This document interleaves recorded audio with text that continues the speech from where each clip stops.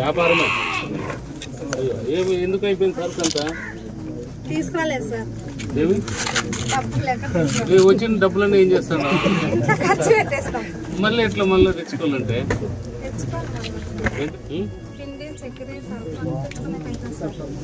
ఒక 5,000 ఇచ్చిపోతా, దాంట్లో అదే టర్న్ ఓవర్ చేసుకో.